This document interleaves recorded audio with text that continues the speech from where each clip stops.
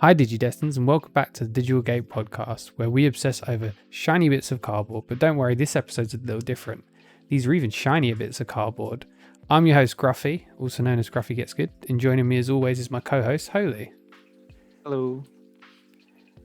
Today's a little different. News is quite sparse, and where we've decided to tackle the remainder of the new cards separately as a set review, this is kind of left us with not much to talk about, so we've got a bit creative, and we'll be looking at other sides of the card game. Yeah, it'll be interesting. Yeah, but there is some news though. We managed to dig some up, but some of it's quite interesting. But there was a one thing we missed. Obviously, last week we spoke about the new Tamer box, but we didn't mention the fact that it's our second look at an EXO one card over here. So obviously the first look was the Agumon that they showed us, which we'll talk about in a minute. But this is one of the new option cards. But I'll let you take this, Holy, as you're ingrained into the JP side of the matter. Yeah, so the new option card is win rate 60%. It has a nice clause on it that means if you have a Tamer, then you can just ignore the color requirements of it being white. So it's accessible for any deck, as long as you have a Tamer. The main ability is, the next time one of your Digimon digivolves this turn, you can trash a Digimon with the same color as the digivolving Digimon to reduce the memory cost by 4, and a nice security effect of adding it to the owner's hand. Yeah, so it just means everyone has access to a similar version of the hidden potential. That's the one. Yeah, as we know, I'm amazing with names. I don't know, like obviously having to trash a card for like a Digimon from your hand with the same color isn't that big of a task. So I wonder if this is going to see anything on the ban list. Admittedly, it's not free. It is a 2 cost. You know, they thought about it this time. Yeah, I mean, it's 2 cost unless your name is Lilithmon. Yeah, then it's free. Then it's free. I mean, it'd be interesting. I've not seen in few of the decks you showed me. I've not seen it, but I didn't really follow the EXO one meta, so it'd be interesting to see when we get there where it kind of places in decks. This card's a nice little slotting in Lilith loop. Unsurprisingly, like being able to reduce Evo costs is like, ooh, Lilith loop's entire deal. But like being able to do this for like going to like Zwart for 2 memory, like it's not like Mega Digimon, but at least you get to keep it. Yeah, that's the thing. You're gonna have 2 memory spare in Lilith loop, and you're able to go into Zwart for 2, which is ridiculous. And like you said, you get to keep it, so you're not losing that body next turn. Yeah, and even with purple, it gets a lot better because especially now with BT7, there's Agumon, which you can just bring it back and you just have a free like 7k body because it requires having scatter mode in the trash. Yeah, and you can now, like, well, to be fair, purple's always had ways to stack its trash, but it just gives you that extra way. Yeah. Plus, also, it's just nice for any other decks that have like 4 cost options, 4 cost Evo Digimon that seem a bit weird, but now you can just go into them for 2. Yeah. And I thought while we're talking about that, we'd go over the other card that was announced. Obviously, this happened a while ago, but they showed that we'd be getting alternative alt arts to JPs to match what our cards look like for the original Digimon card game.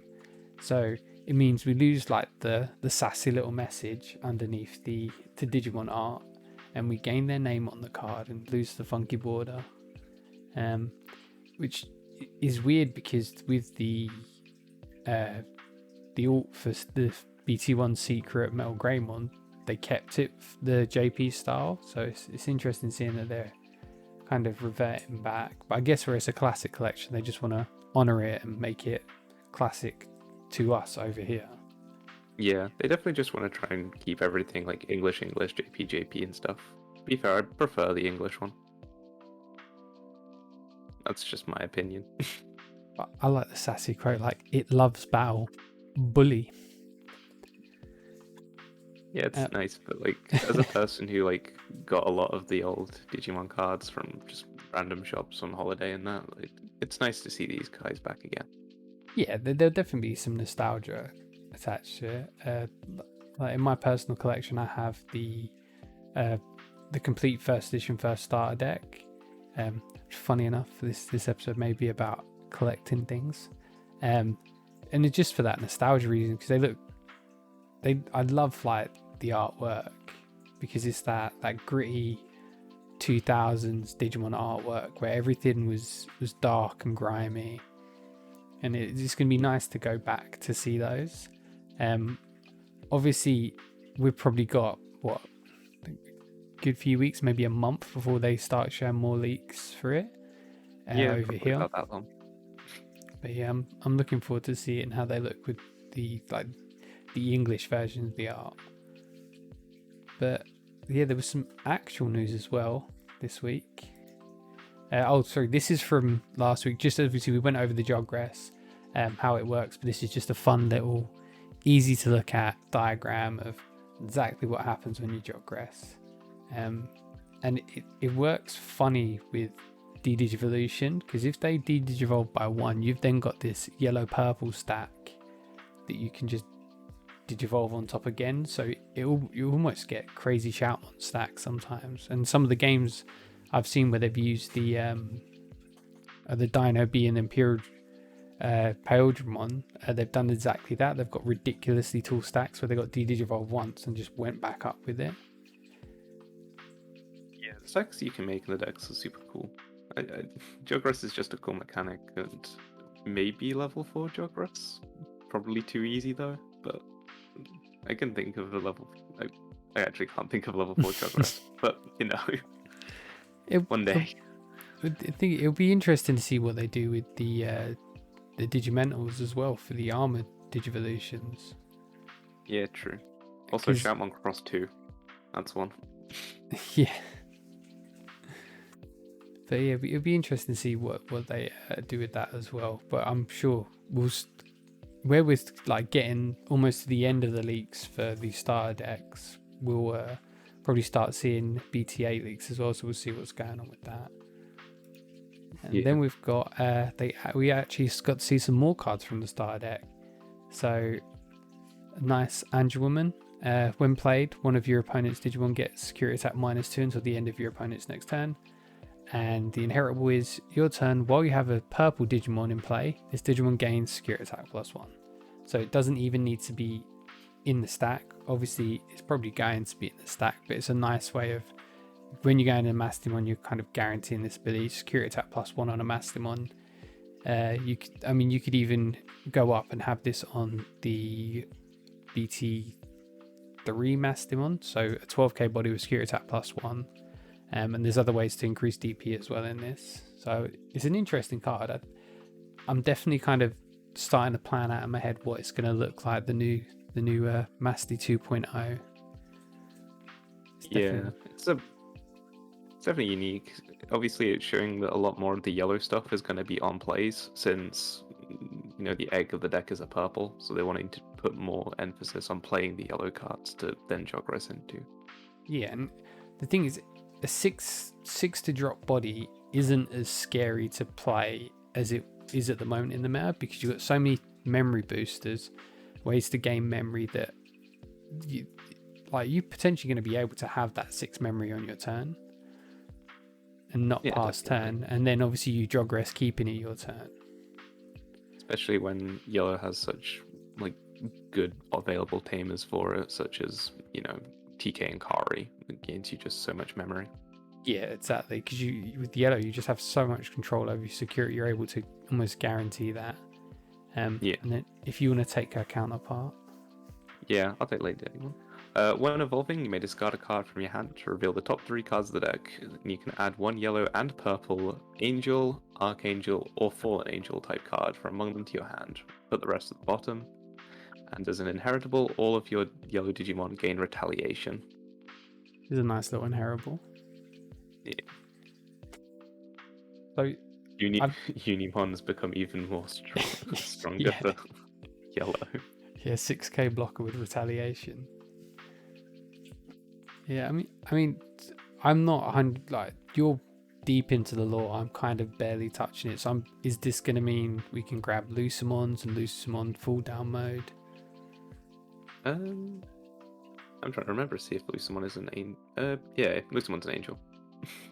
Yeah, so you're gonna be able to grab all those extra goodies as well. It seems like they put things in place far before this kind of come about, this Jogress, and the yellow and purple have always had that little bit of synergy, and this is kind of bringing it all together. So I'm definitely looking forward to it. Yeah, the synergy's been there since like BT2 with like Gatomon and Wizardmon from those sets, because they work off each other, giving them buffs and debuffs.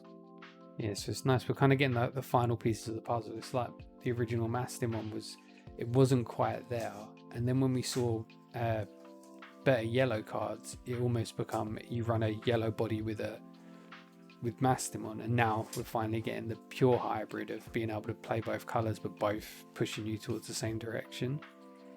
Also, something nice you could do with this is if you evolve BT3 Masty on this Lady Devi, you can bring back a Bushi Agumon and just swing it into anything. Yeah, just torpedo it into something. And then we had the new option cards, like the big boy option cards for each starter deck revealed. So we've got Megadeth. Rest one of your opponent's Digimon, then choose one of your opponent's Digimon in rest status. Then return one of your opponent's Digimon in rest back to their hand, and securely activate the effect. I think I may have put it on the other one, but just in case I didn't, with these option cards, you need to have a blue and a green in play.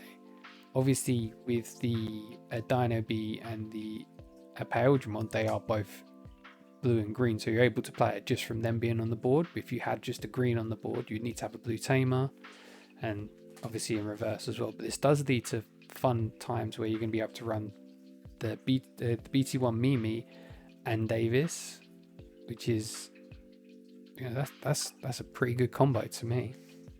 Yeah, definitely.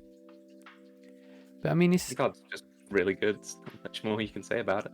Yeah, you're paying 5 to remove anything from your opponent's board, and it like they could have a massive threat on board, and you've just paid 5. And again, as what you're saying, you can potentially not even pass turn on playing this, so you could play this, take something big off their board, or even take like a blocker off board that was stopping you going from game, and just be in insecurity. Literally, if they hit insecurity, something's going back to their hand.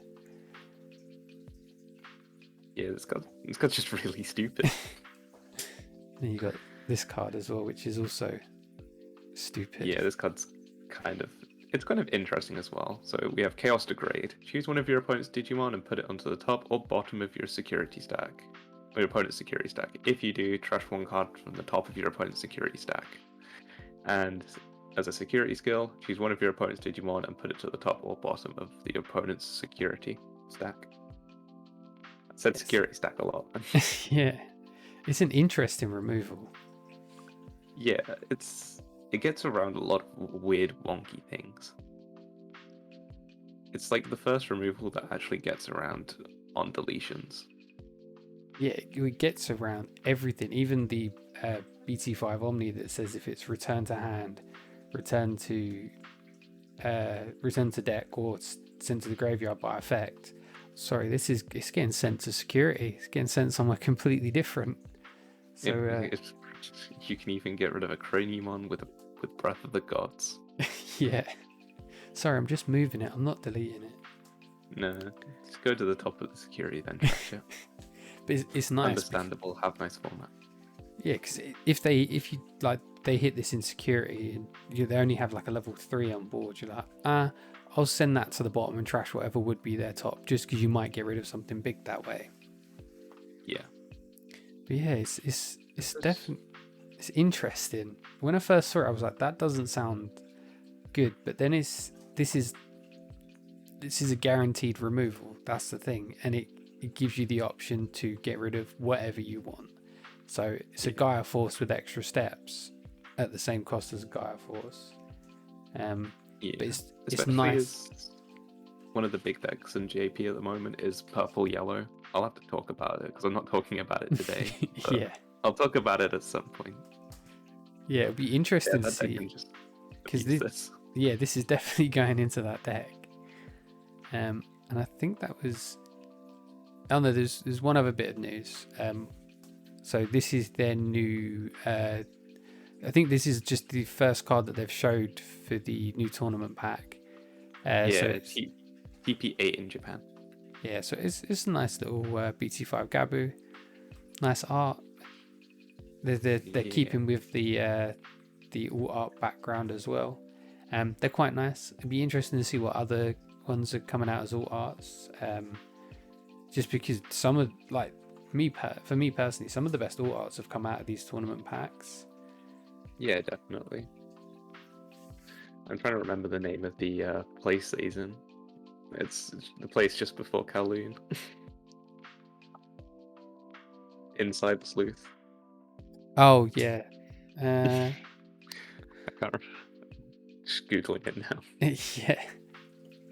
I know it's a park. Oh, Knoll Park? No.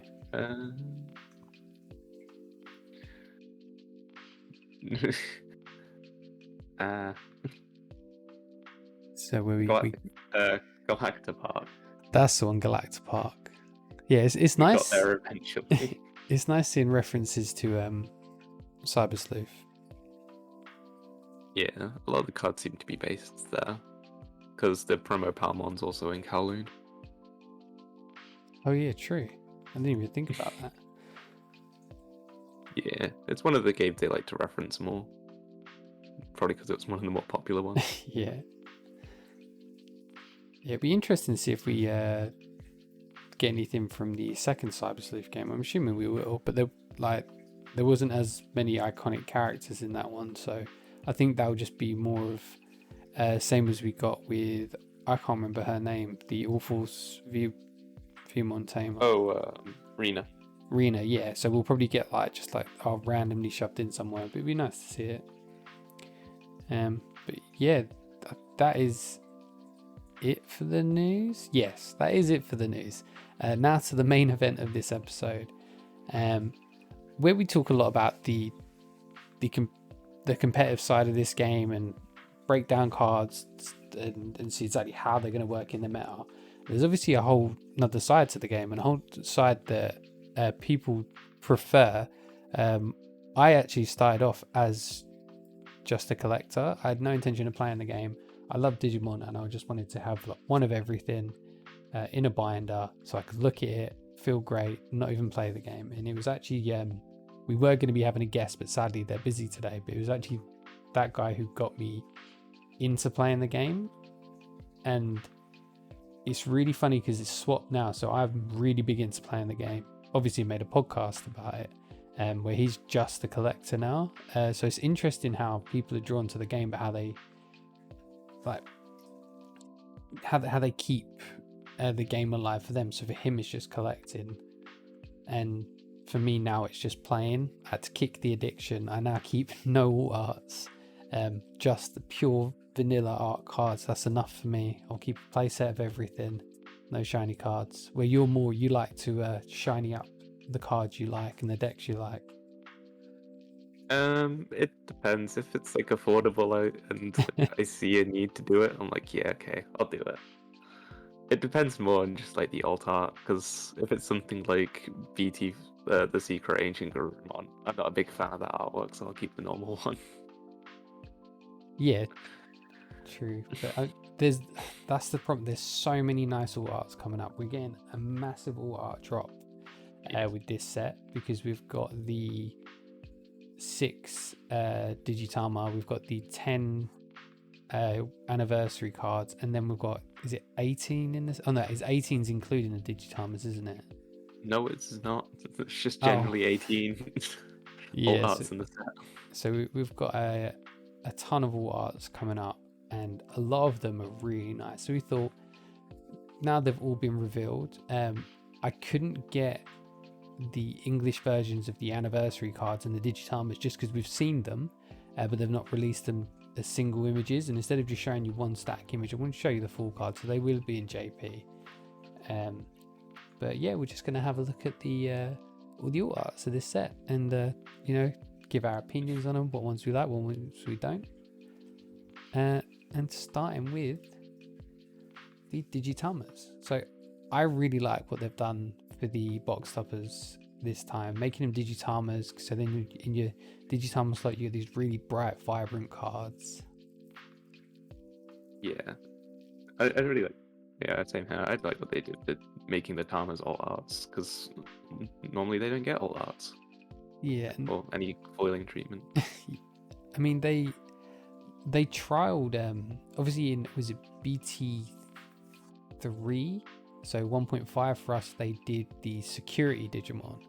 But I wasn't a massive fan of those designs, because they literally just got like a really basic background, blew up the image, put it on there, and it didn't feel that special. Where with the Digitamas, I think it really suits them, because it's a full art card, full color of that Digimon, of that deck color. So it's nice. It's like a nice little statement piece.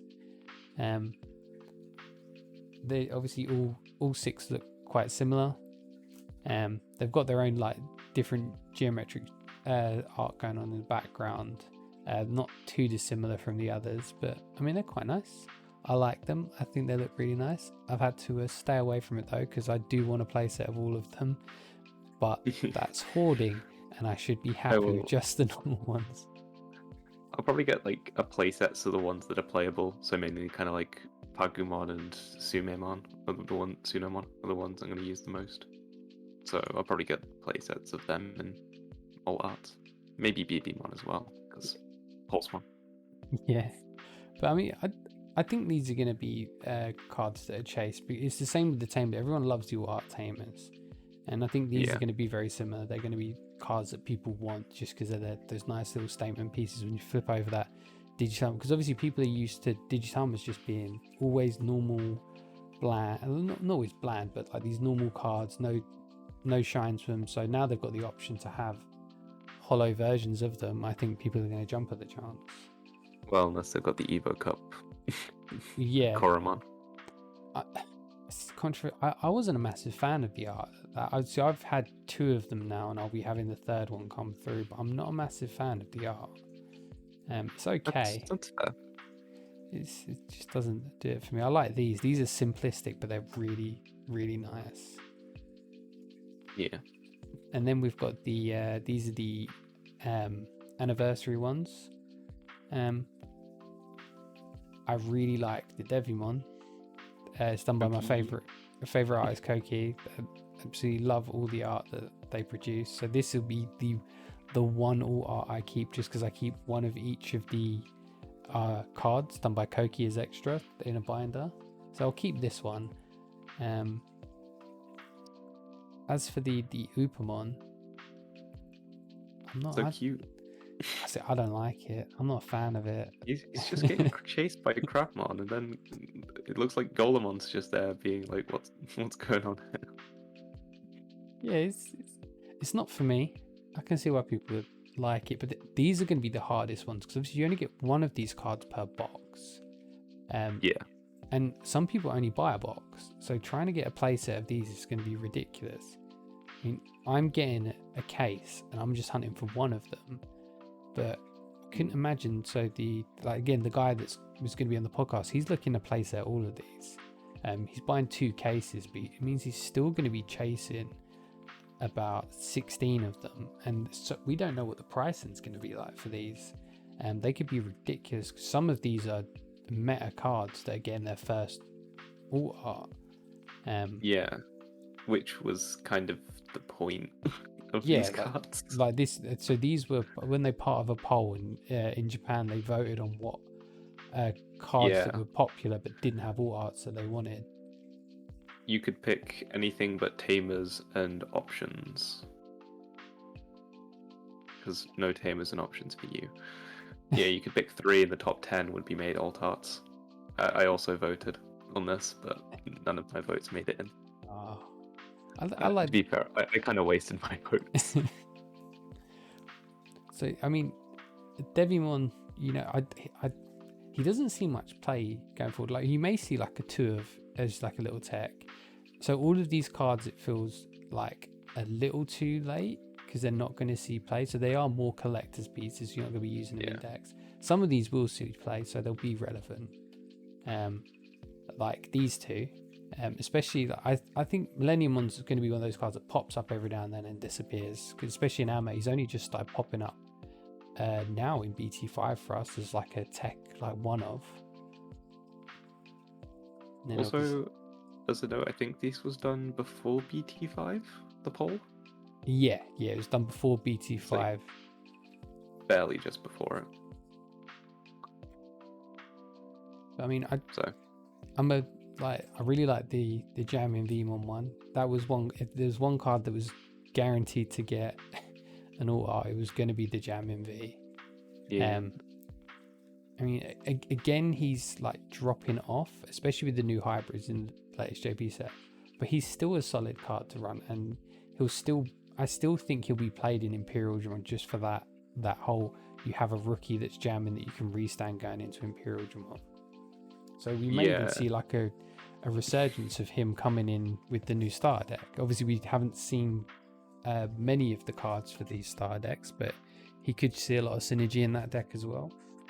Yeah, Vmon is definitely one of the cards where it's like in a vacuum, it's probably one of the best rookies in the game. Just because jamming on just a level 3 that you just put out there and just swing, it's nuts.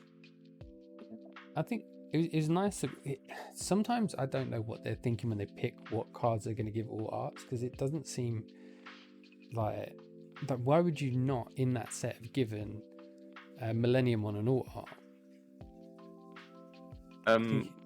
BT2 kind of had its theme going, so they didn't really want to interrupt the alt art theme that they had. Which was obviously the box art of the Dark Masters and Diaboromon versus the heroes.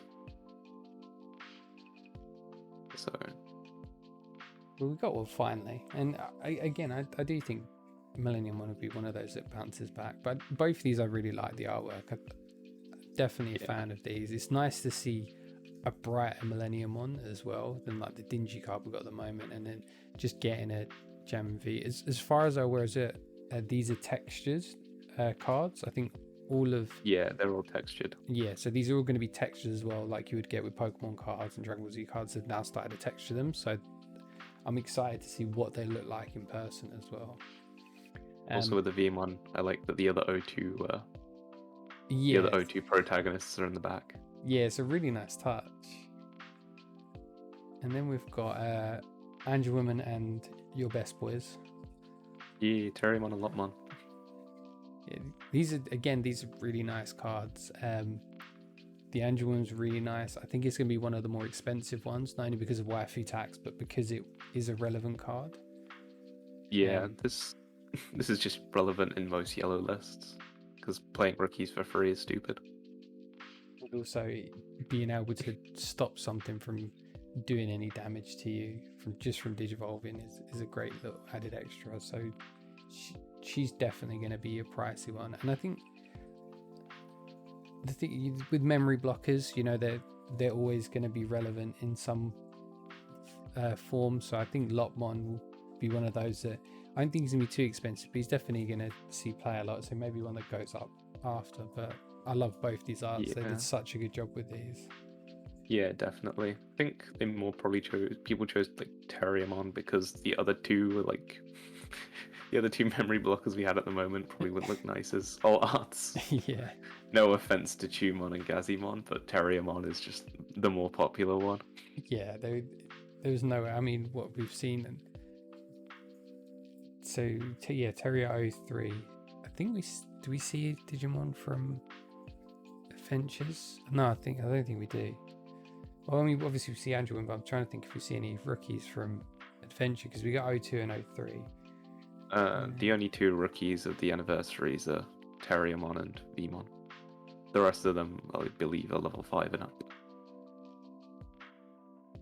Oh, see, this is where they lose me a bit.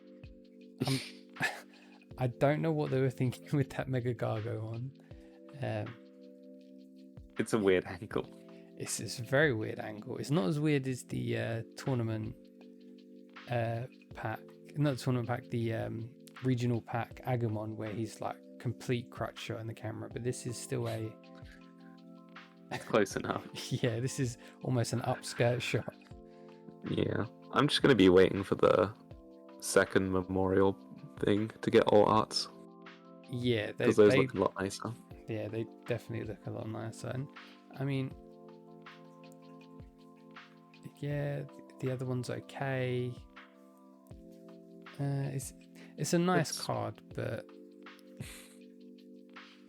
I guess it's because the thing is, what I'm assuming this card sees some level of play in Kaiser Greymon. Yeah, it seems a bit of play in like just hybrid decks in general, like red at the moment. But when this came out, it didn't really see much play, so I think it was just more of a popularity vote. Yeah, people just was like, why didn't Aldemon get an alt art? So they voted for it to get an alt art, and now it has an alt art. I think at this point, at this point in the meta, Mega Gargamon was still being used in BT4. Yeah, it's BT4 because throughout the entirety of BT4's meta, Japan had hidden potential discovered at 4. They only got it limited like a week after BT5 came out. Yeah, so they were able to Mega Gargo for free, suspend the body, secure attack +1. Yeah. If like Mega Gargamon was like the third tech Mega, if you didn't get to like either Nidhogg or Hercules. Just Mega Gargo him in the face. And then, I mean, I love the Chaosmon Valderarm. Again, it was a weird choice to give. Needed. Yeah, it was a weird choice to give just Chaosmon, who was a rare, an alt art, and then ignore the SR. But I mean, it got an alt art, a beautiful alt art. Yeah, definitely want to try and pick one up. Yeah, and then I don't Phoenixmon. Yeah, I don't think Phoenixmon does it for me. It's a dynamic angle. Yeah, but it's just these two next to each other as well, because obviously this is the order that they announced them in. Yeah. So, like to be fair, in BT1, this Phoenixmon was godsend, like 2 cost level 6, then go into Omni. This is the core of Omnimon Rush. I mean, yeah, I've been looking at like old BT5 Shamon lists, and people were still running Phoenix. Really? In BT5 Shout, like there, because they were just using it to turbo up and to do Omni plays. Yeah. With Mega Digimon. Where over here, I haven't seen this since BT2 or the 1.5. Yeah, people have forgotten about Phoenix. Yeah, but I mean, I'm not a fan of the art Phoenix, but at least Valderarm got an amazing art. Yeah, it looks really nice. And I think like, looking at all of these, I think we're gonna have.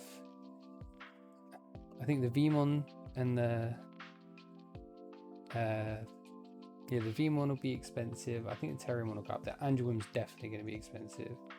Millennium just because I want the Angelwim.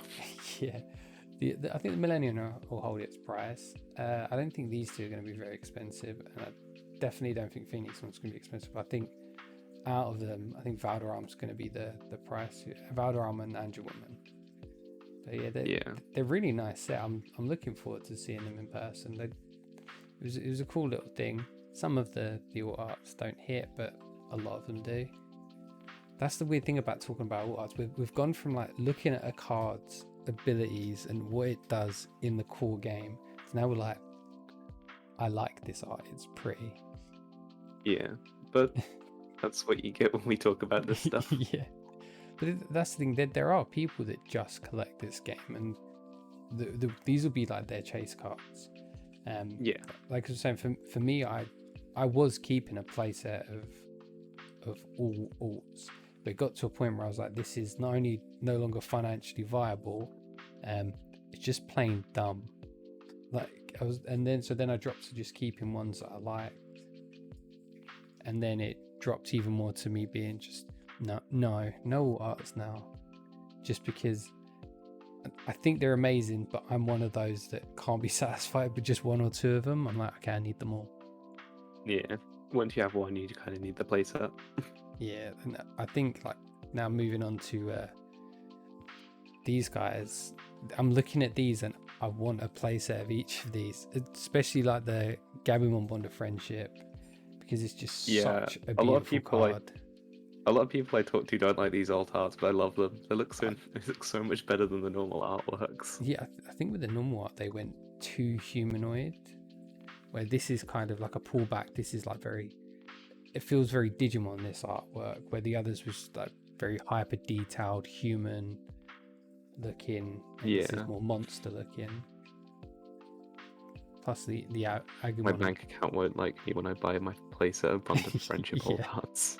Because again, I think Bond of Friendship is gonna be expensive, even though it's not one of the secrets. I think like one of the secrets is going to be expensive, but I think Bond of Friendship and maybe even Bond of Bravery for like nostalgia reasons, it could be expensive. But they're both beautiful arts. Both these are. This just makes me want to. Like if there's one color, one deck I was going to all art out, it would be Bond of Friendship. Just because. Same. It's just a beautiful Well, that card. Digimon. Oh yeah, it needs to be done. You know the Pulsemon is my boy. All your Pulsemons. Then you got the nice, the dual piece of Agumon and Gabumon. Just in the field. Yeah, with the partners of their younger siblings in their in-training form, which is a nice touch. Yeah, these are very, very nice cards. I wouldn't want to playset any of these. I don't think, at least to me, they don't do anything the normal artwork doesn't do. I really like the normal artwork as well. But they are really nice cards, and I think that I like it that they're doing these dual pieces. Because even like again, just for collectors, it's nice to have those two cards next to each other, creating like a complete picture. It looks really nice. The thing with the normal artworks of these Agu and Gabumons is that they're actually sitting in front of the legendary tram from episode 3 of the OG series that they used to escape to home in the final episode. And this is just them frolicking in the field. Yeah. It's nice though. Yeah. I wouldn't complain if I pulled one. Yeah, exactly. That's the thing. I don't think in this set there was any duddle arts. I think they're all pretty good. And here's the system ones. I like that for CL they got the same artist to do both, so it stayed with the theme. So even though we were losing out on Noir, it was kept very similar looking. Both these are beautiful arts, and both these two are definitely going to be money cards, because not only again is it going to be the waifu tax, you're going to be paying for a card that is is a pivotal part of one of the best decks in the meta. Yeah, Jesmon's going to be really good, and these are needed for Jesmon. Yeah, so these are going to be expensive. I think this is going to be because last set your arts weren't too bad in price, because they were reasonable. Yeah, and because there was 50 different Omnimons, there wasn't much variety in the arts. Like, what did they have? They had 3 or 4 Blitz Omnis. 4 Blitz Omnimons, 2 Zwart, 2 Chaos Gallants, Shout DX, and Armageddon. Yeah, which is it's a lot of Omni. Obviously, it's Battle of Omni, so it makes sense. But it was just you just didn't get much variety in your arts, and colors got forgot. So there's people that loved playing yellow didn't get their all art Lord Knight, which obviously is you can get an all art Lord Knight, but it is luck of the gods to pull it, because you have to get an event pack from one of the Evo Cups and cross your fingers that you pull it, otherwise you're paying about £200 per all art of Lord Knight one. So it's nice that all the big hitters from all the big decks in this set are getting an all art. Yeah, so definitely. you don't have to chase them through other means, but these are both really pretty artworks, and I definitely think these are going to be money cards, but they did a really good job with these. And then you got another dual art card. You got the Jessamon and Gankumon. I personally don't. I think like I've only played. I think it was in Cyber Sleuth. They go over like a tiny bit of the lore. Like Jessamon is Gankumon's apprentice. You obviously know the lore completely. Yeah, it's just essentially student and master type thing. Hakumon wants to become one of the Royal Knights, and Gankumon trains him, and he eventually becomes Jessamon. It's a more hyper detailed artwork, but it's really nice. I think as a dual piece it works really well, and even just as single pieces they work really well. I mean, yeah, you end up with a knee on the Jessamon card and you end up with part of a hand on the Gankumon, but most people are going to know like what they are just from even the smallest details. Like they'll know it's Gankumon or Jessamon depending on which one you're looking at. Yeah, but I think that they do really nice as solo cards as well, which I think is something they messed up last set. Is some of the out of the dual cards, some of them just look silly on their own. Like you'd have the whole sword of an Omnimon just in a card, in like the Shoutmon DX card, Mm-hmm. and it's just Shoutmon DX with a whole Omni sword in his artwork. With this, they're very much their own cards, but they come together quite nicely. Again, like I said, they're really good artwork. I don't have any kind of qualms against what they've done. They've done a really good job making some stellar pieces for this set. And then your best boy and Dynasmon. Yeah, they definitely put some effort into Pulsemon, put in one of his lines in the background. You've got... They didn't put one. They put all four of his champions. Even the lazy one. Yeah. It's such a cool thing, like, to have all of his champions just there. It just makes me want to go out and finish my my Impulse City Vital bracelet. Because I only did one line. I want to do the rest of them. This will be it. You'll get an alt of this Pulsemon. Well, now I have to. Yeah. And the Dynasmon's quite a dynamic looking card. It's quite nice. I like him. Yeah. Yeah. Kind of think he's meant to be charging up Wyvern Strike. I think. Yeah, definitely. I definitely prefer the Pulsemon. It's a really nice little card. But I really like the normal art of this Pulsemon. So that's like another thing to consider. Yeah. Normal art's like very comic booky. Yeah, it's very nice. So in this situation, I'd probably still use the normal because as much as this is really nice, I really like the normal artwork. And same with Dynasmon. I love the alt art for this. I'm just going to use the alt art. I'll find them. Yeah, and I think it's the same with Dynasmon. I think I prefer the normal art of Dynasmon. Not that this isn't a bad art. I just think like the normal one does justice. And obviously seeing them in hand may be different.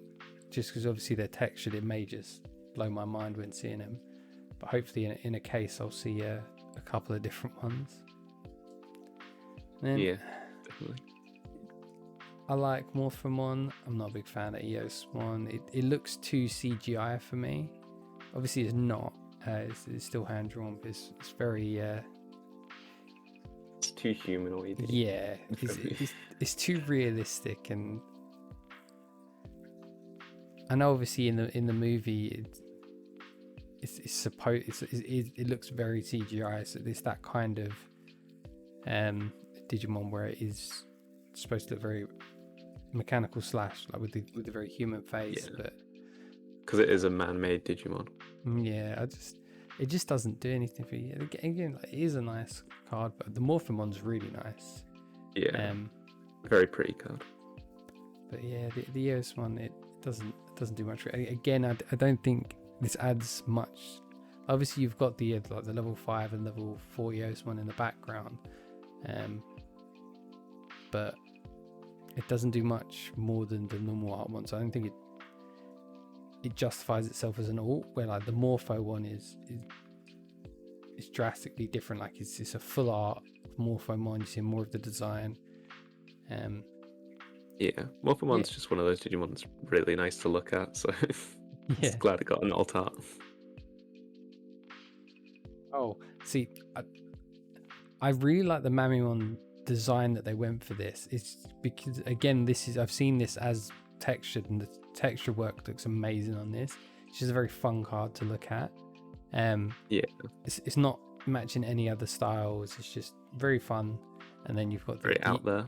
Yeah, and then you've got the Impmon, which is amazing. Again, this is one of the alts that I was like, I think this alt's going to be expensive just because it has Bellstarmon in the background of it. Because obviously he's a big part of that deck. But Impmon out here looking like the kingpin. Yeah.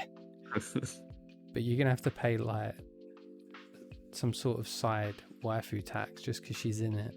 And obviously you got like the Shadow Bellstarmon in the background, which is nice.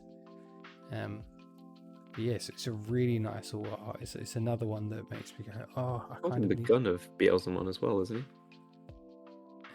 Yeah. I just saw that and just noticed it.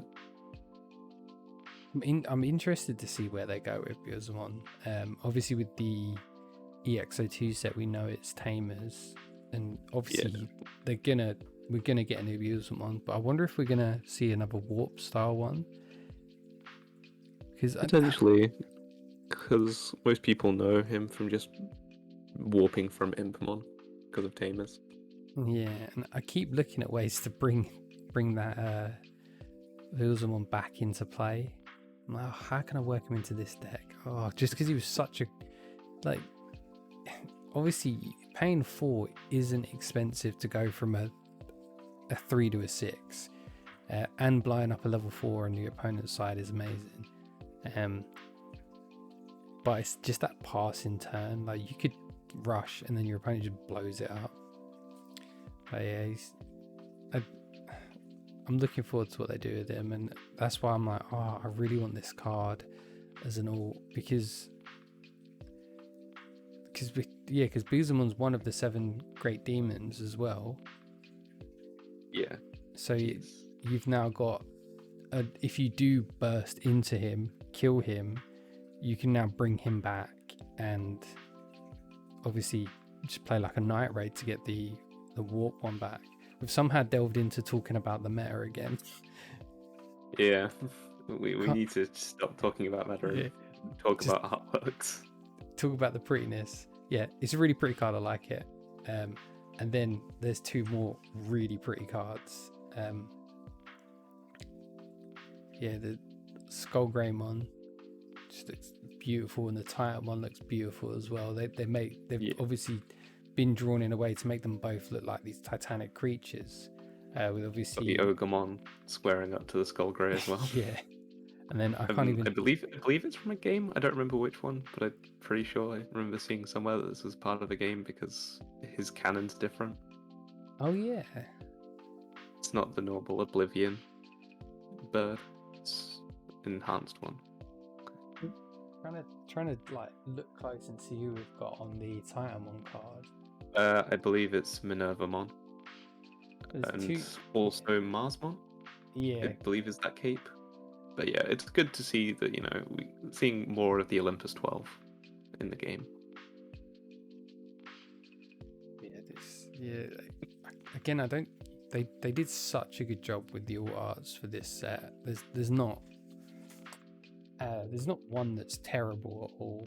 They all really hold their own, and if you're a collector who loves the artwork, you're going to want to collect them all. And again, if you're just one of those that likes to shiny up your deck, there's definitely a lot to chase. And then we've got these 2. We've got the I think secrets. The 2 secrets. I like the Alphamon. Because you've got the Royal Knights all around him. So it's a really cool I'm a big artwork. fan of Beelstar though. Yeah, she's still going to be the most expensive card in the set. almost definitely, because it's a secret rare, really popular deck being Three Musketeers. Yeah, so we're gonna see the normal art be expensive and the all art be expensive, and it's. I want to play this deck though.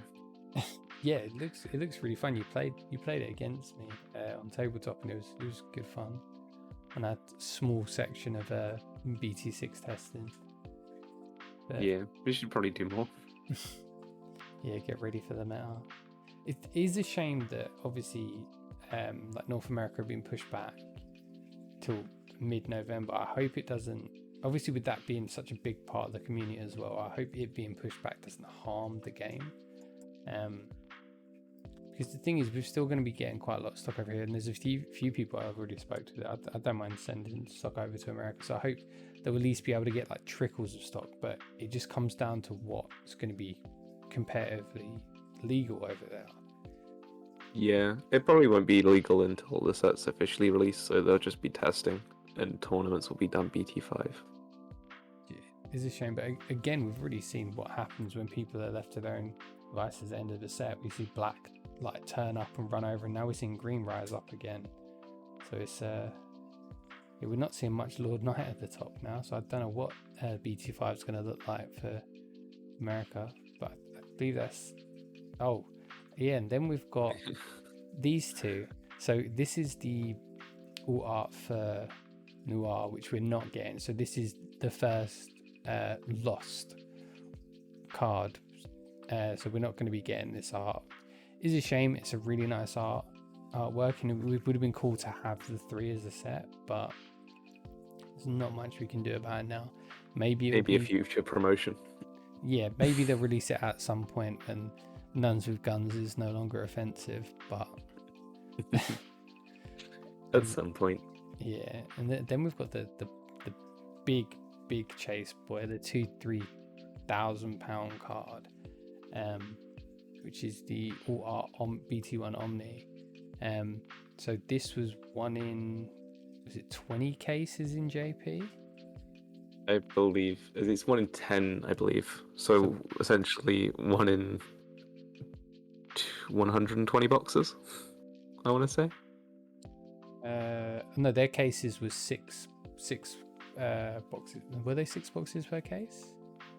Oh, it was 12. Oh no, it was 12. Yeah. So 1 in 120 boxes, which is insane. We don't know what the ratios are going to be over from here. I wasn't sure if it was coming over, but Holly did a little bit of research. I'll let him tell you about where he is guaranteeing it does come over. If you go to look at the product listing for BT6 in English, it says we have 11 SRs, but if you count how many we have in the set, there's only 10, which means, what's this last SR? It's this Agumon. Because they announced it for this set, so it's here. Well, I don't even think they announced it for JP. It was just when it came out, people were like, "There's a secret. Secret chase." I was pretty sure they announced it for JP. I mean, I probably missed it then, because the first I saw it was when they were doing box openings and there were people posting this card, and I was like, "It's beautiful. I need it. How do I get it?" Yeah, and you just have to get lucky. Yeah, have fun trying to place it. Well, at least if anything, like, this takes a SR slot in a box. Because obviously, like I said before, it takes an SR. So if anything, we're 2 times as likely to get it because we have more than double the amount of SRs than JP boxes. Yeah, so it'll be a shame if we have, like, because obviously our boxes cost twice as much. It'll be a shame if they kept it 1 in 10 cases still. Even though with theoretically, when we buy a case, it's double the stock of what JP have in their case. So hopefully, because for everything else they've adjusted it, so hopefully it's going to be like 1 in 5 cases, which is still a lot, but it's, there's people that buy 2-3 cases. I was one of those people at one point. If they adjust it to make it accurate, when they make it like half as likely to get it, so it'd be 1 in 20. Not 1 in 5? No, so because obviously we get twice the amount of cards, don't we? Yeah, So so you that means twice as much chance to get this to make it equal with JP, then we'd need it to be half as likely. oh yeah, true. Yeah, don't like the sound of that. But yeah, so this is still going to be a money card over here. It's going to be ridiculously expensive. Yeah, definitely. This is not a card that you use to spice up your deck. This is a card you keep and potentially get graded, and you buy a house with it in the future. I have said this to people that I've talked about this card with. If I pull it in pre-release, I'll use it in a game. You'll be that guy. I will flex this one thing. You'll put in about 10 sleeves first. Oh yeah. At this point, I know it's a pre-release, but I'm double sleeving. Yeah, I don't blame you. But yeah, that is it for the alt arts. Obviously a little different. There wasn't much news, but we still wanted to touch on another side of the game. Obviously, like I said, there are people that are just collectors, so there are people that appreciate that, and it's just kind of our sort of views on what ones we'd be after, and what ones we think are a bit doo-doo. But same as every week, we're looking at the top 3 for Gordo's Games locals. We had a normal local this past Thursday, and then we had the Chaosmon Cup that I sponsored on Sunday. So we've got a bit of variety of decks. I don't think we see the same deck twice, which is nice, because for a couple of weeks all we saw was yellow. But we'll start going through this. So we've got our boy Bobcats Ramo coming in first place for the Thursday local with his degenerate security control. I like that he's picked one of each Digitama. Yeah, I told him to do that. Just make it look pretty. Play roulette with which Tama you get every game. Obviously, this deck's going to see a massive boost in its power going into the next set.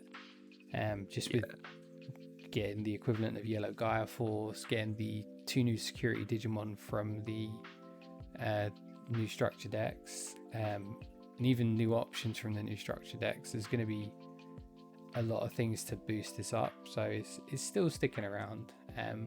But I like the interesting tech of the Blackwall Greymon, and when I was talking to him about it, he said the reason he did it is a 12k body you're slamming down, and it's only 11 cost, and it does have security Sat +1 and reboot, so something that you slam it down, your opponent needs to have to waste resources to get it gone, which then they can't use on something else, or if they can't get rid of it, they've potentially got 2 checks coming up with a reboot, and then he could potentially go into a Zwart next turn, so it's something that if they do destroy is going to kill something of theirs.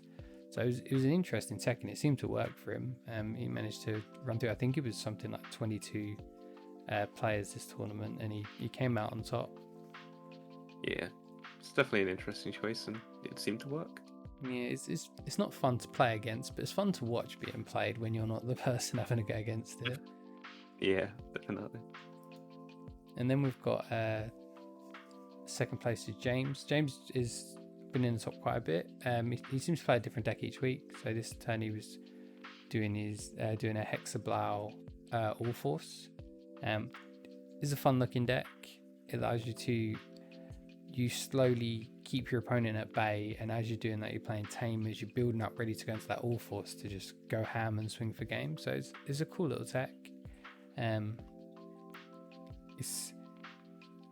It's not one that's too consistent, so it's nice to see that he managed to get second place with it because I've played against this deck myself, and as long as you can remove the Hexablau, you kind of stop them stalling it, and they're not able to get everything they need for All Force. But if they have no way to get rid of Hexablau, you're kind of given free reign to get all your pieces out ready, disrupt them a bit, and then when you've got all the pieces going to All Force and go for game, if you've not already been able to go for game from stalling them.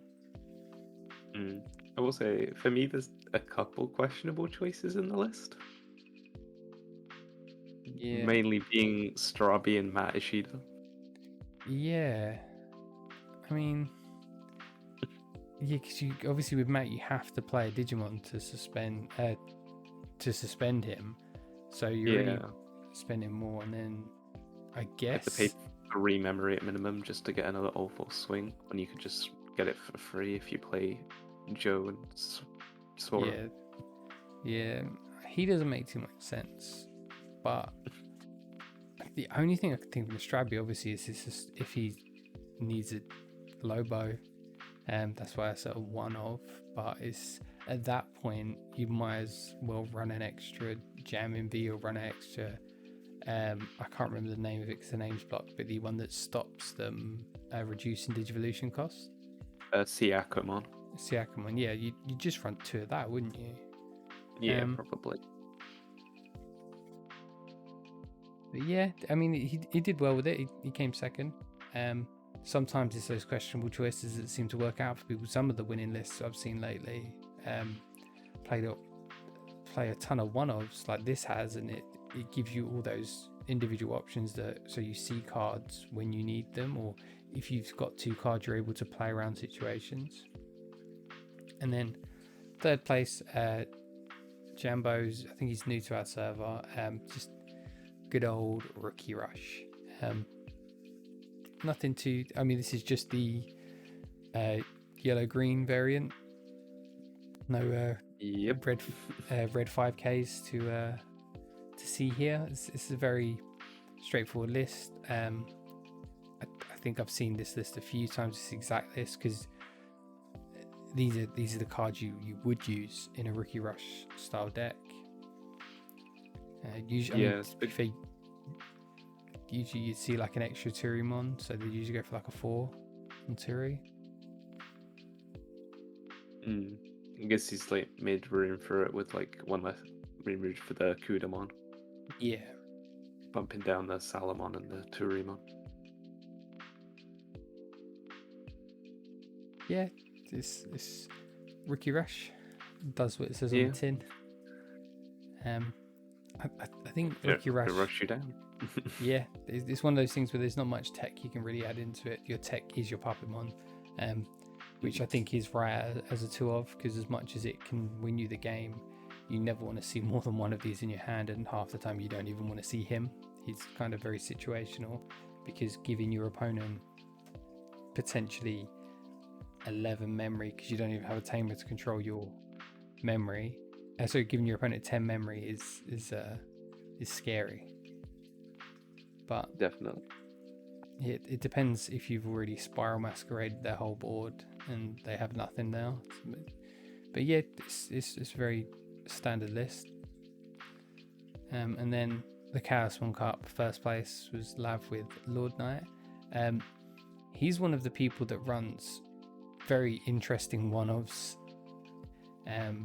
So you see he's got one of Recovery Salamon, one of the promo Patamon, one of the Pulsemon, one of I can't remember his name. I want to call him Kendomon, but it's not Kendomon.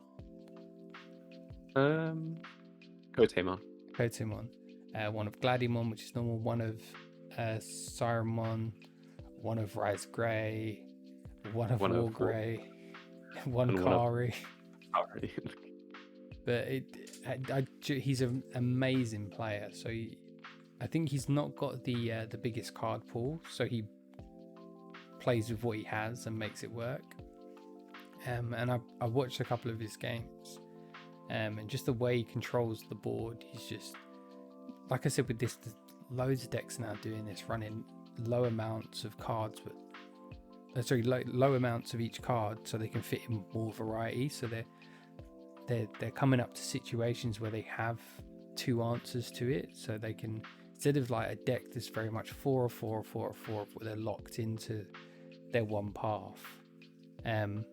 With this, he's got those options to go down different paths. Again, you could say there are some questionable choices, but it seems to have worked for him to come in first. Like because he runs. He dropped he runs 11 level 4s.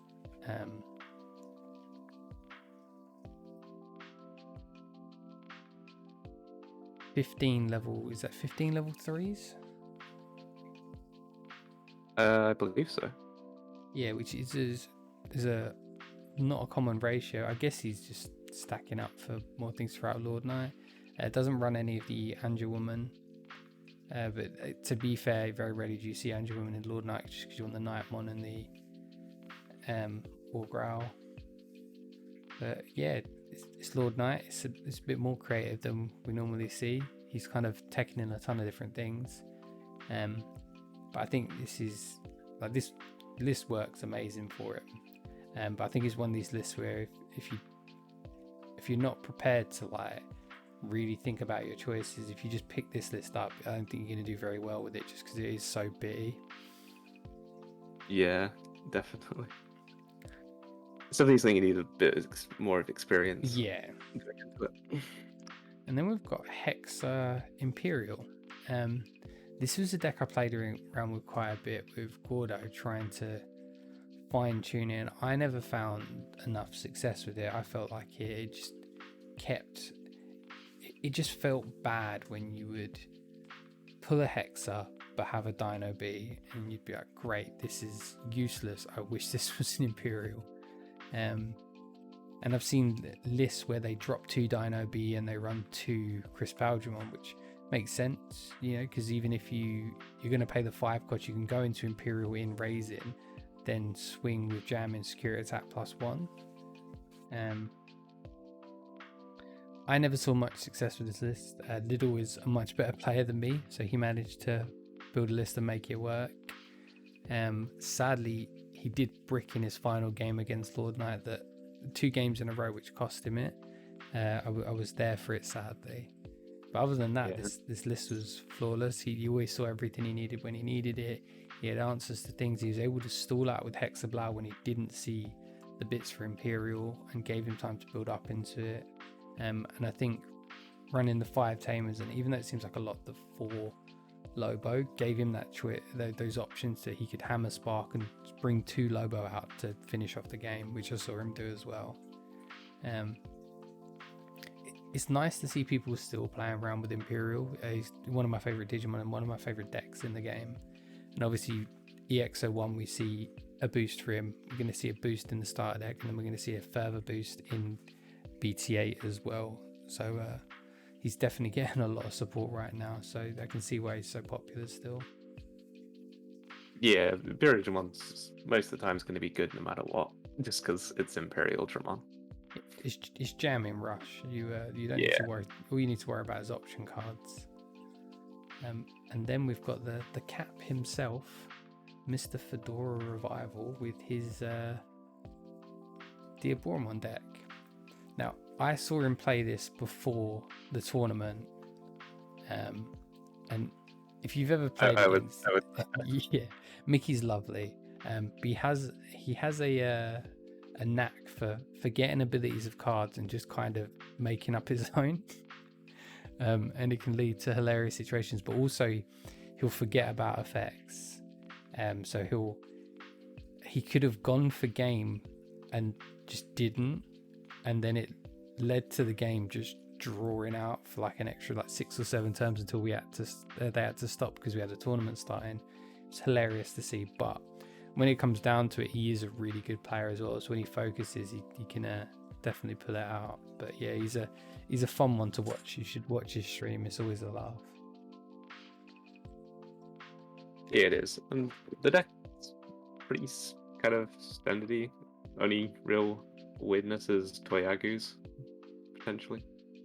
Yeah, see, because I in my Diabor when I went for the only non-identified I ran was I ran 3 Romonze like he did, and I ran 4 reboot Toyagus, just because when you're swinging loads of checks with the Diaboromon and it survives, you want reboot underneath it so you can almost guarantee those checks again, or at least create that pressure.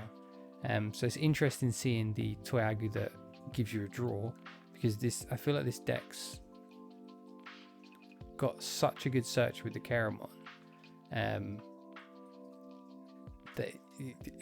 with the low Digivolution cost of Monzemon, you don't really need too much draw power in this. So I don't think that, and especially again with the BT 2 Keramon, just when you play out a ton of tokens, you draw for each one you play. So you've got that draw power. So I don't think you need it. I think if I was going to make any changes to this list, it would be I would drop the Dark Tyrannomon for Shademon, and I would drop the Commandramon and Toyago for Reboot Toyago. But other than that, I think it's a really solid list. And Ultimate Flare at 3 is definitely a must-have. I more prefer Dark Tyranno to Shademon. I know like Shademon's unidentified, but like you just can't swing with it. Occasionally swinging with blockers for Gate is what you need. Yeah, true. I guess it's nice when it gets hit and security comes out, because then you can go like Keramon straight onto it, then into another Diaboromon. But obviously it is a 2 to Digivolve, and with running Mechanori as well, I guess I can see it, because all of your level 4s are quite expensive. They're all 2, and the Mechanori's are 3. Obviously you never Digivolve him, but having those 1 to Digivolve, like I said, it potentially allows you to Digivolve up and keep it your turn for a blocker. Or like you said, it can swing, whereas Shademon can't. I've personally had success with Shademon, but that's just because I've got lucky, and every time I seem to play it gets hit in security, so it's like a free extra Digimon. But it's anecdotal data.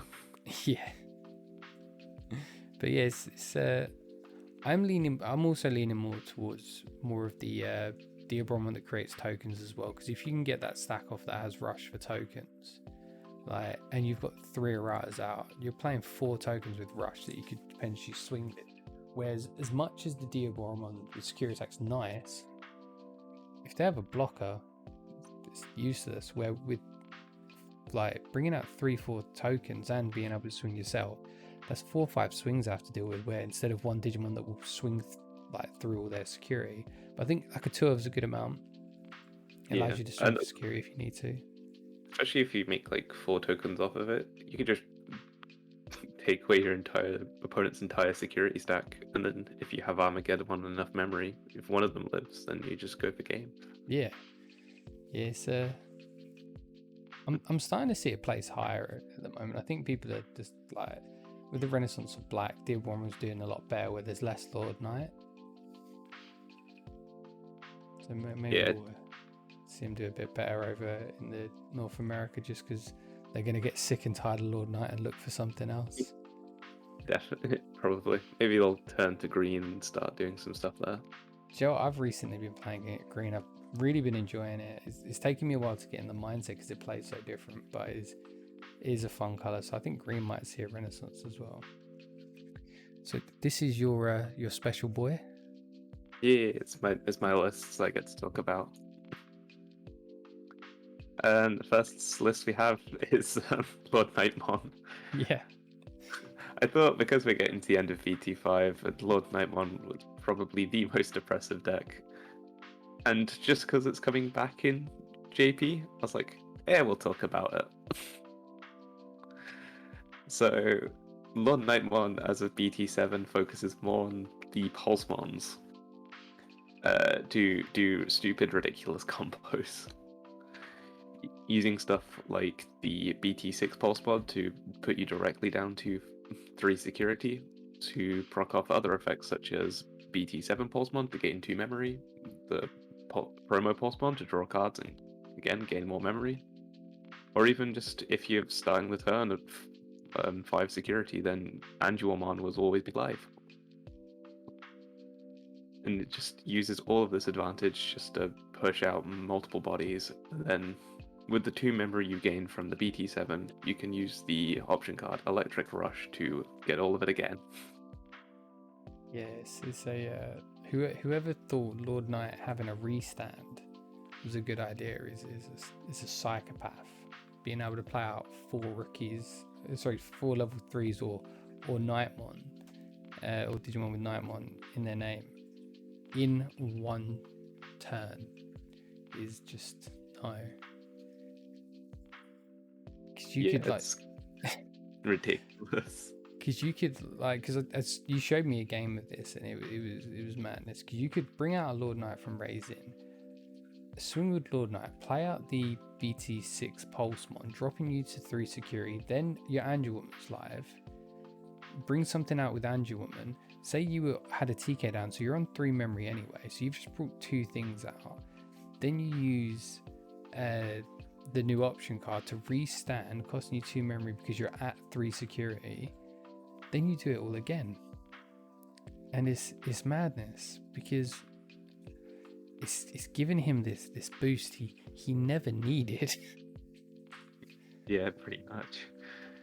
It just lets you swarm the field so much more easier than he does now, which, take of that what you will. Yeah.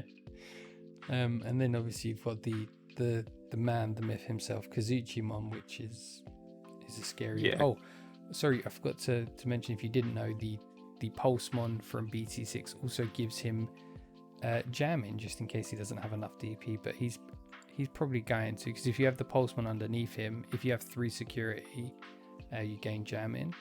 But to be fair, if you're playing out as many things as you are with this Lord Knight at turn, you're not going to need it, because you're going to be swinging at like 17k on your second check. Yeah, the Pulsemon that you really want under the Lord Knight one's the BT7 one. Yeah. Just because on attack gain 2 memory once per turn, but if you just play the BT6 one, it's like, if I have 5 security, then I just gain 4 memory for free. 2 from the BT6 and 2 from the BT7. Which is more than enough to pay for Electric Rush. Yeah. When this deck gets rolling, it's not much that can stop it. There's someone that likes Lord Knight in the development team, and they're not going to let him be out of the meta for too long.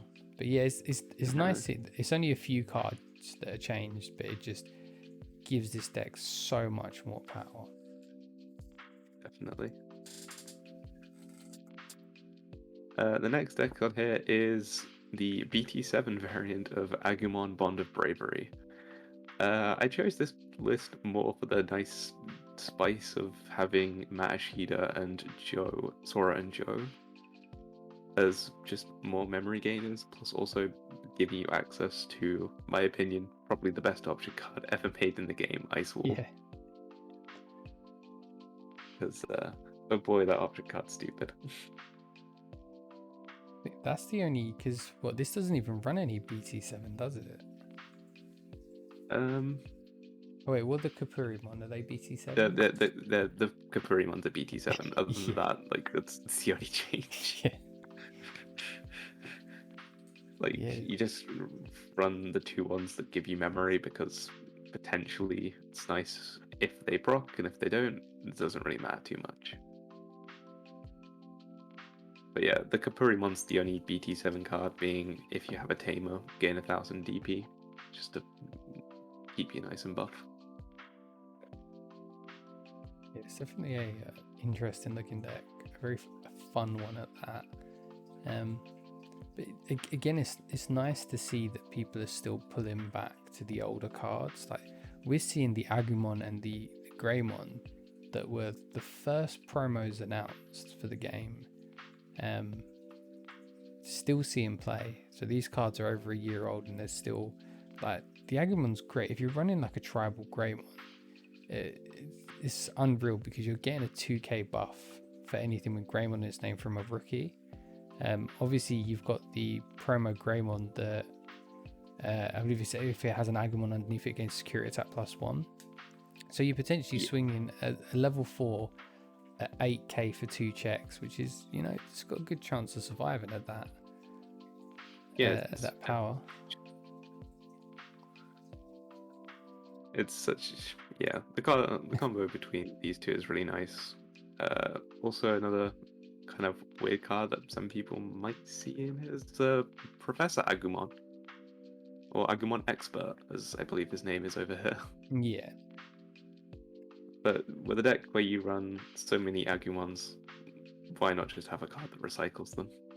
Yeah, just pull back whatever one you feel like you needed that situation. Especially as if you've gone through all of your BT6 Agumons.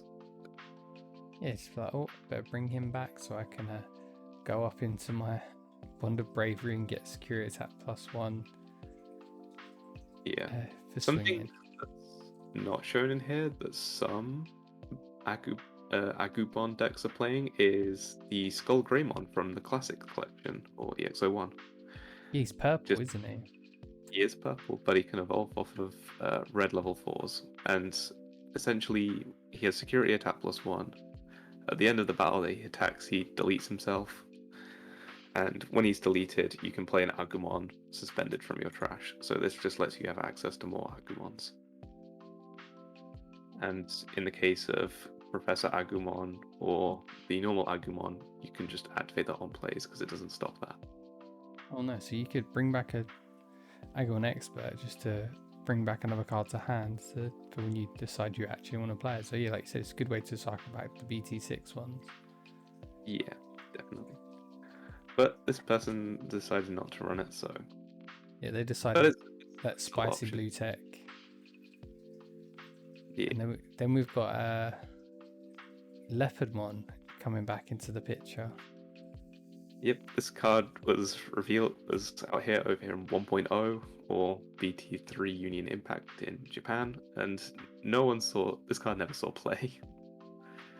I tried to make it work when it was announced and found little success, just mainly because passing turn with this is really difficult. Well, you can't really pass turn just playing this. Essentially, I'm trying to say you can't keep turn with this board, and you really want to try and keep turn, especially if you've built a board up already. But thanks to BT7's Bukamon, you can easily do that now. As when you play something from your sources, you get to gain a memory, so Leopardmon immediately makes itself the recost. Yeah, again, I wonder if he was one of these cards so they were like, well, we know what we're going to do with him in the future, because obviously they plan out sets. Maybe they thought of this kind of combo early on and were like, we'll put Leopardmon out early and kind of see how he does there, but then he's going to have his place because he's like the god in this deck, because being able to give your level 4s jamming and play out a level 4 source on Digivolving while being able to keep it on your turn now, because you've got Howling Memory Boost as well, which gains you back 2 memory when you feel like it. So you can easily, with all the tamers, have an army of level 4s, go into him and then just swing jam with all your level 4s, keep them all alive. And then your opponent has to deal with that next turn, otherwise they're just going to get swarmed with jamming again. Yeah, definitely. And another thing this does quite a lot well is source stripping, because blue's very good at source stripping anyways, having stuff like Sora and Joe, Tommy, and Kumamon also allows you to strip sources, is really powerful. And I believe last episode I talked bad about Tommy. He was questioning why it was here. I've been playing a lot of Leopardmon on TTS and that, and Tommy is just an MVP. Yeah, you take it all back, you're sorry. I am sorry to Tommy Himi. He's a great card. The inheritable to essentially stun anything that doesn't have any sources on attack is absolutely ridiculous. Especially partnered up with Korikakumon that lets you, for one or 2 memory, just stun 2 things. Yes, That don't have sources. I'm liking how they're obviously planning a lot of decks now. At least a lot of builds that don't play by the standard formula. Obviously, you want to get up to Leopardmon in this, but this deck only runs 4 level 5s.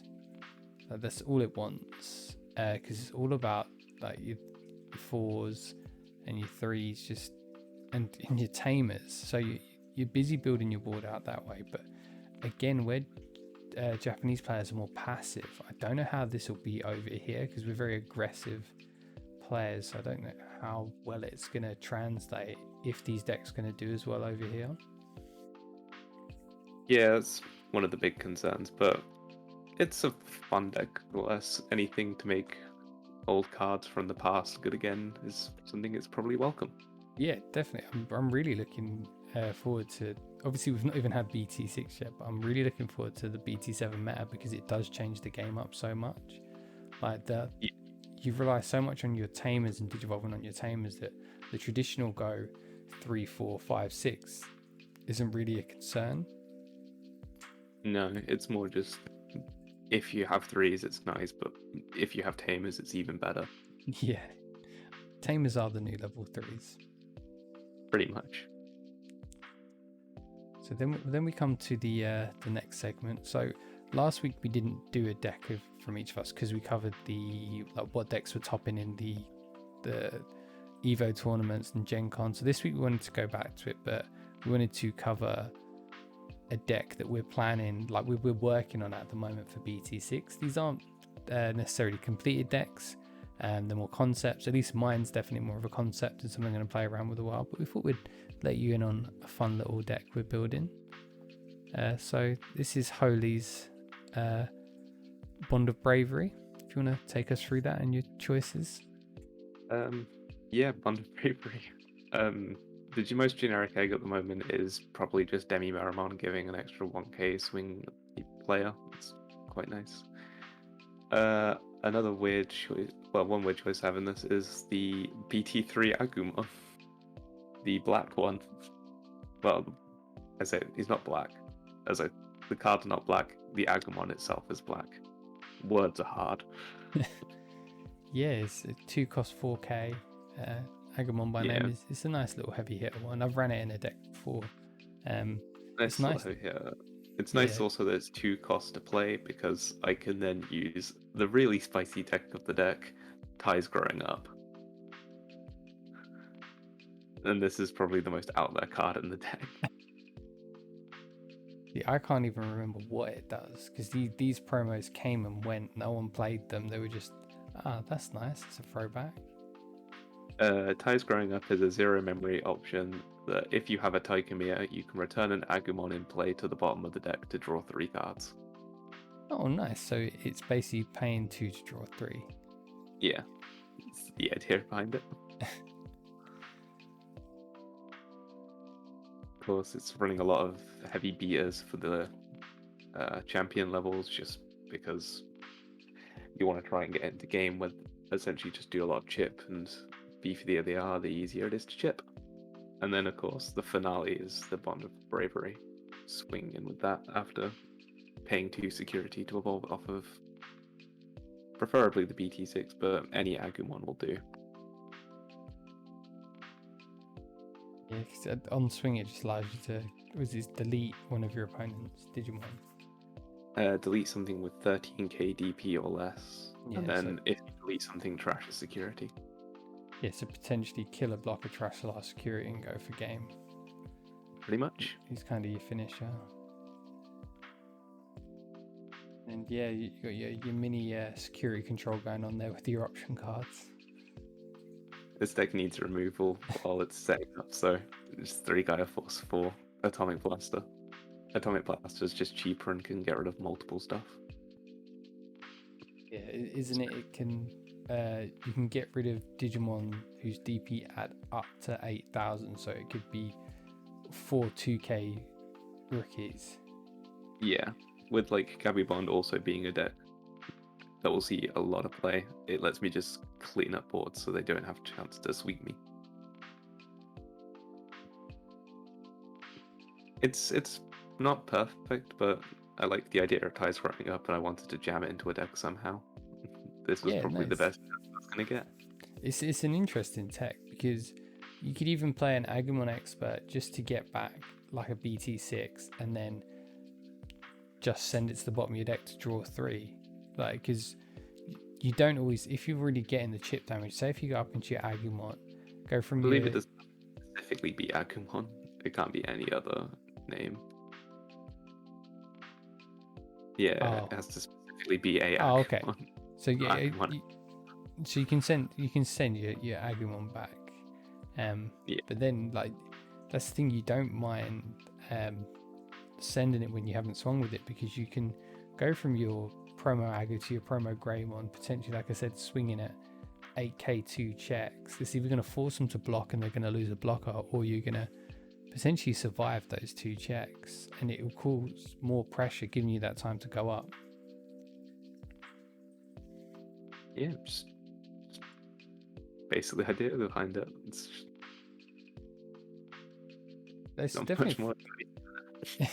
it's a fun looking deck. Mine's a bit more of a pipe dreamer. I don't know if it'll work.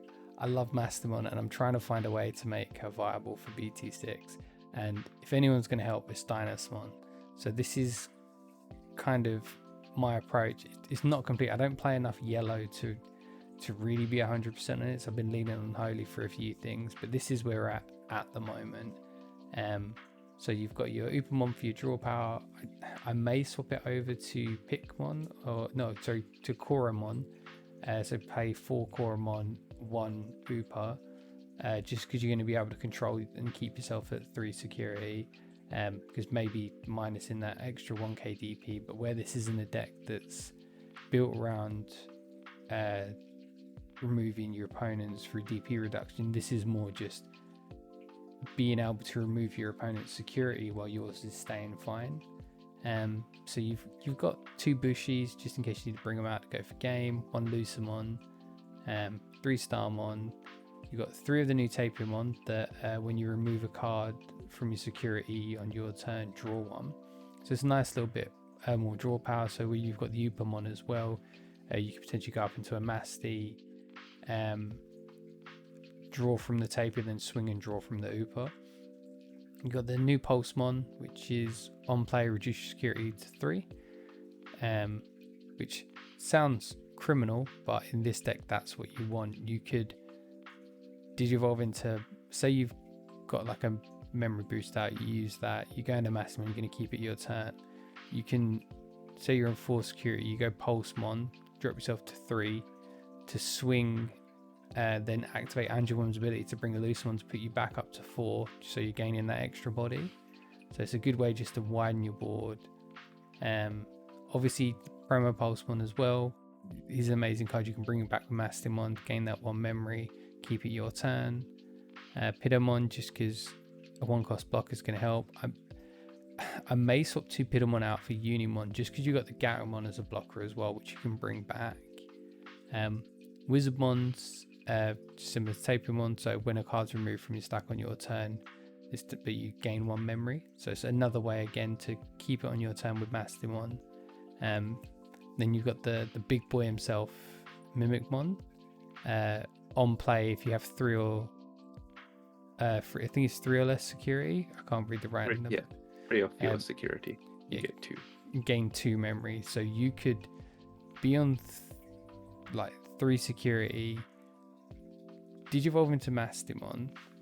So you could even be on 4 security, Digivolve into, and you've got a Dynasmon out. Digivolve into Mastamon, reduce to 3 security, play out the Mimicmon, gain 2 memory, effective Dynasmon when the security is removed, recover 1.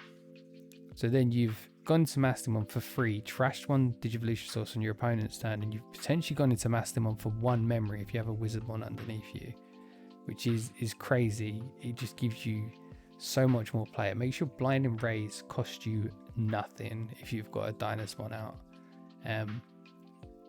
So it's all just working around Mastamon, staying on your turn with Mastamon, being able to trash sources on your opponents while it not costing you. Because even if you've not got a Dynasmon out, you could potentially keep turn with Mastamon just from having a Wizardmon underneath. Bring back a Gatomon if you're on 3 security, go back up to 4 security, and have a blocker out, and keeping your turn so you can swing with the Mastamon.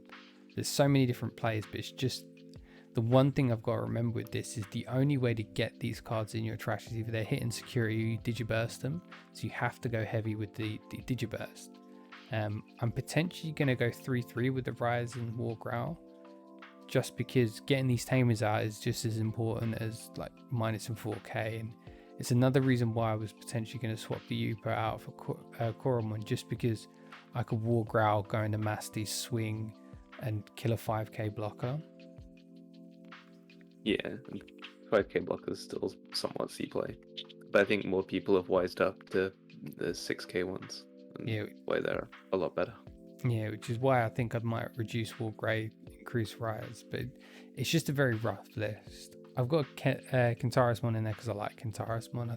It's like a spicy tech, bring him out, stall the board out, give me an extra turn, because then I could potentially next turn have enough things to go into a Mastimon, strip their last security, then go for game.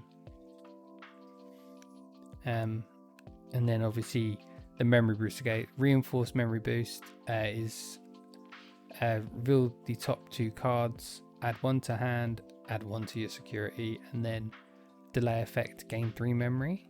So you play it for 6. So if you're on 3 memory, you pass your turn, you draw 2, you draw 1, recover 1, and you can get 3 memory back, which is great. Sorry.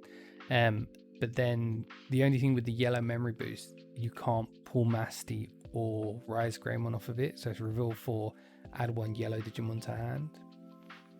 So I don't know how I feel about it. I might only drop it. I might drop it down, just because I can't pull Masty and I can't pull Rise off of it. So that's potentially, if I up the Rise as 6 Digimon, I can't pull off of it, which isn't too bad. No, but it's still a redundancy that you could hit. Yeah. A frequent amount of the time.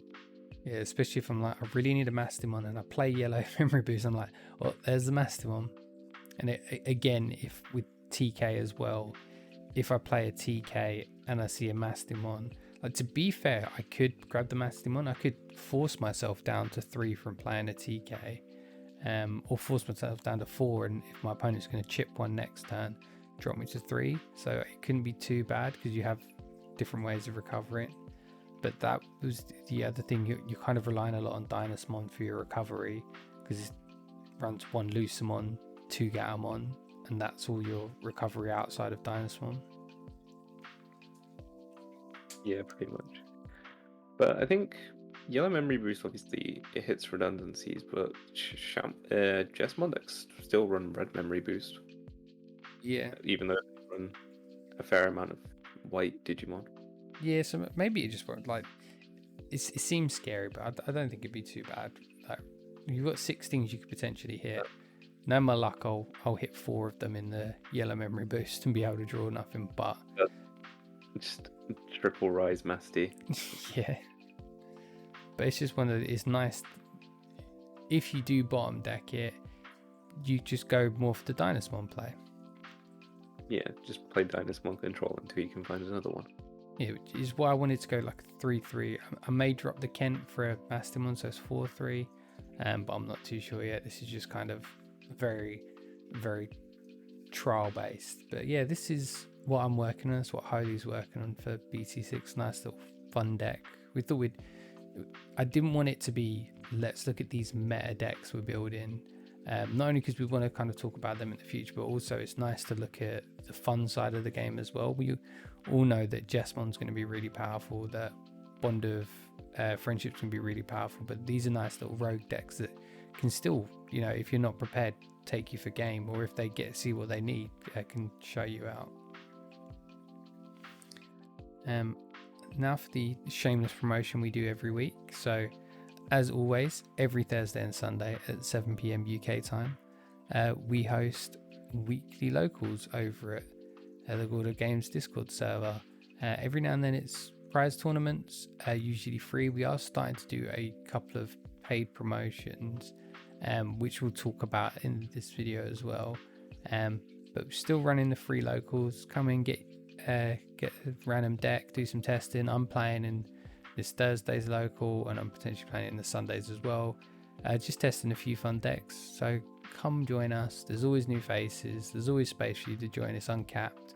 We'll take as many as you want. And every now and then even Holy plays, but not that often. I have to play in my actual locals because I started the game. Yeah, and also so yeah, sadly he has other commitments, and he is also our judge. But those of you that watched the whole video last time may have remembered we kept teasing something was coming, and we did that the week before as well. So I've been working hard, working with a few other members in the Discord, and working with some independent artists and Ultimate TCG to get something in the works. And finally, exclusively revealing it here. You're not going to get to see the whole thing itself, but you're going to get a little tease. So right here is what we've been working on. So we are hosting a winner mat tournament for a custom design mat that we've had specially designed for us, taken from the Gordo Games logo. So it is a Gordo Games winner mat that we'll be hosting once a month on the last Thursday. This will be starting in October, so we won't be running one for September, just because we're waiting for the mats to turn up. But it is only a £2 entry, and I mean £2 for potentially winning a custom designed playmat. We're only going to be giving away 6 at the moment, so we're one of 6 people other than the main man Gordo himself that owns one of these. It's open worldwide as always, and we didn't want it to be like a paid event where we didn't want people to think we're like profiting off it. So any of the profit will be going back to the cost of what it's cost us to get the art design, what it's cost us for the mats, and then anything remaining will go towards the next winner mat, because we're planning on changing these mats every 6 months. But this is what we've been working on, and I've seen the format design and it looks beautiful. So I'm really excited for when we get the mats showing up. We will be also Gordo will be doing the full reveal on his channel. So once that video is up, we'll link it in the description of this video.